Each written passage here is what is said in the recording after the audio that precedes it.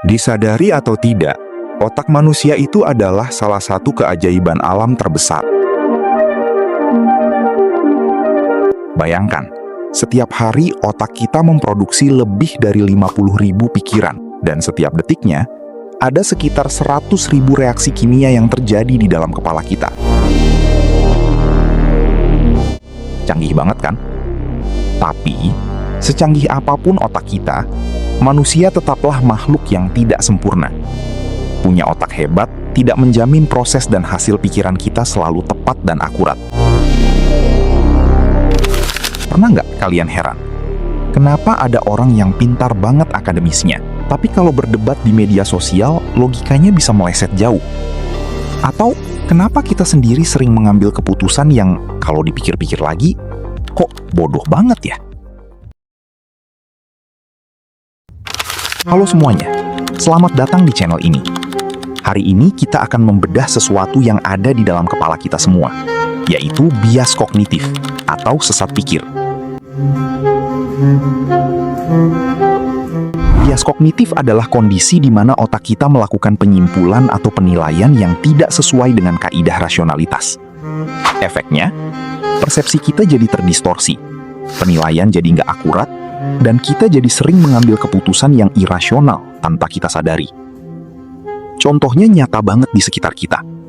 Berdasarkan penelitian dari Queensland University, perempuan berambut pirang rata-rata gajinya 7% lebih tinggi daripada yang berambut coklat atau merah.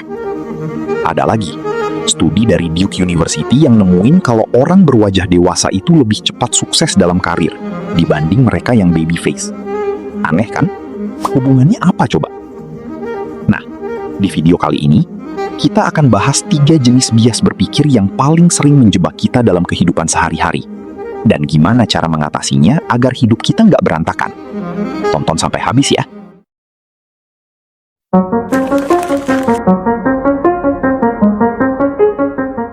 Bias pertama disebut action bias.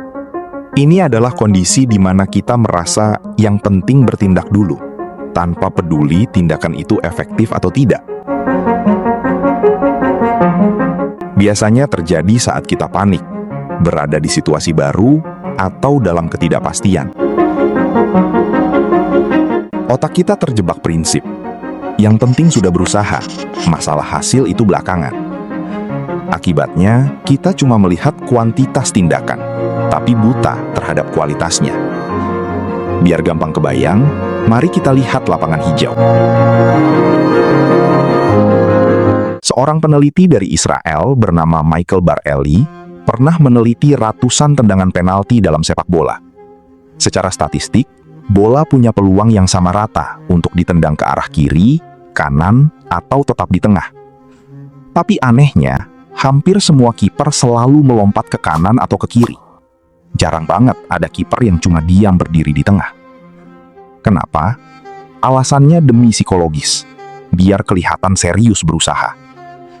Kalau kiper melompat tapi kebobolan, dia nggak bakal terlalu disalahkan, karena dianggap sudah beraksi. Tapi kalau dia diam saja di tengah dan kebobolan, dia bakal dicap malas atau bodoh. Padahal, diam di tengah secara logika, punya peluang menyelamatkan bola yang sama besarnya. Itulah action bias, terlihat aktif, meskipun sebenarnya sia-sia. Di kehidupan nyata, ini sering banget terjadi. Ada mahasiswa yang maju presentasi, padahal nggak paham materi. Strateginya, yang penting ngomong aja terus dengan lancar.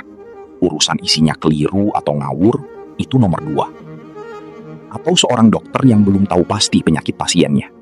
Akhirnya memberikan obat penenang atau pereda nyeri dulu. Pasiennya senang karena merasa dokternya sudah bertindak.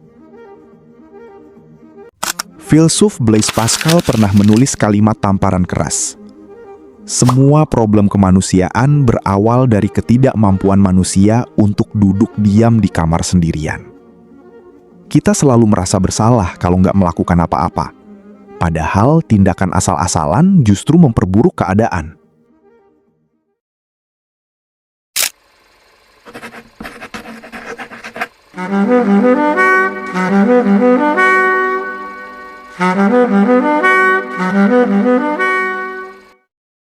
Bias yang kedua adalah association bias. Ini terjadi ketika otak kita dengan sok tahu menghubungkan dua hal yang sebenarnya sama sekali nggak ada hubungannya. Pernah nggak kalian mikir gini? Setiap kali aku pakai baju warna putih saat ujian, nilaiku pasti bagus. Atau, kalau aku belum mandi 3 hari, hari keempatnya aku pasti dapat rezeki nomplok. Ini kedengarannya konyol, tapi otak kita memang secara alami diprogram untuk mencari pola, bahkan di tempat yang nggak ada polanya sama sekali. Ilmuwan Rusia, Ivan Pavlov, juga membuktikan ini lewat eksperimen anjingnya. Setiap kali mau memberi makan anjing, Pavlov selalu membunyikan bel. Lama-kelamaan, hanya dengan mendengar suara bel saja, tanpa ada makanan, air liur si anjing langsung menetes deras. Otak anjing itu sudah menghubungkan bel dengan makanan. Nah, sadar atau enggak, metode Pavlov ini dipakai oleh industri periklanan modern untuk menjebak kita sekarang. Mereka menciptakan asosiasi yang absurd antara produk dengan emosi kita. Contohnya, minum soda dihubungkan dengan keaktifan dan keceriaan. Merokok diasosiasikan dengan kejantanan. Atau minum obat masuk angin tertentu diklaim sebagai bukti kalau kita itu orang pintar. Secara logika nggak nyambung. Tapi karena diulang terus-menerus, otak kita menganggap itu sebagai kebenaran asli.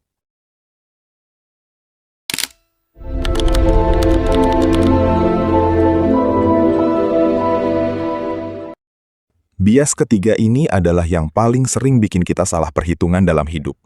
Availability bias. Artinya, kita menilai dunia ini hanya berdasarkan contoh-contoh yang paling mudah diingat atau paling sering muncul di kepala kita. Contoh kalimatnya begini. Halah, merokok itu nggak bakal bikin sakit kok. Buktinya kakekku habis 3 pak rokok sehari, umurnya bisa sampai 90 tahun tuh. Atau, kota Jakarta itu aman banget kok. Buktinya rumah temanku nggak pernah dikunci kalau ditinggal liburan, dan nggak pernah kemalingan. Otak kita malas melakukan riset data secara menyeluruh. Kita cuma pakai informasi yang paling cepat tersedia di memori kita. Gara-gara bias ini, kita jadi salah membuat estimasi dalam hidup. Kita menganggap risiko kena begal, kecelakaan pesawat, atau bom bunuh diri itu jauh lebih besar dan menakutkan daripada risiko terkena diabetes, kanker, atau depresi klinis. Kenapa? Karena berita begal dan bom itu dramatis, sering diulang-ulang di media, jadi memorinya nempel erat di kepala kita. Sementara penyakit diabetes itu jalannya pelan, nggak dramatis, jadi otak kita menganggap remeh risiko terjadinya. Bahkan para profesional pun bisa terjebak di sini. Ada dokter yang punya obat favorit untuk segala macam keluhan, hanya karena obat itu yang paling dia ingat, padahal ada obat lain yang lebih efektif. Begitu juga dengan konsultan atau pengacara. Ingat prinsip ini. Sesuatu yang diulang-ulang berkali-kali akan menempel di pikiran kita. Bahkan jika sesuatu yang dimaksud itu bukanlah kebenaran. Inilah taktik propaganda politik masa lalu. Dan ini juga yang terjadi di algoritma media sosial kita hari ini. Apa yang sering kalian lihat, itulah yang akan dianggap sebagai kebenaran mutlak oleh otak kalian.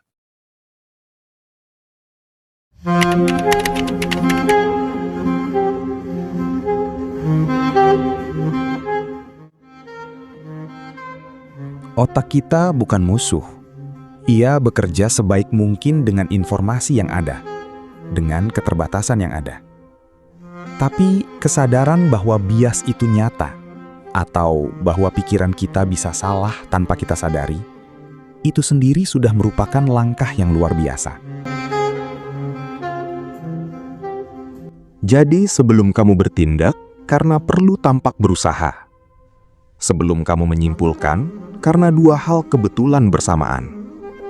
Dan sebelum kamu takut pada hal yang sering diberitakan dan mengabaikan yang senyap, berhenti sebentar.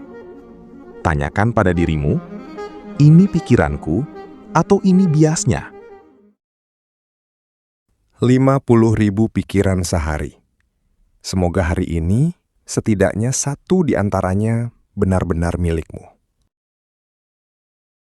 Nah, di antara 3 bias tadi, action bias, association bias, atau availability bias, mana nih yang paling sering kalian alami tanpa sadar? Coba tulis opini kalian di kolom komentar di bawah. Kita diskusi bareng. Jangan lupa buat like, share video ini ke orang yang menurut kalian harus tonton video ini. Dan subscribe ke channel ini untuk konten edukasi seru lainnya. Sampai jumpa di video berikutnya. Stay curious and keep thinking rational.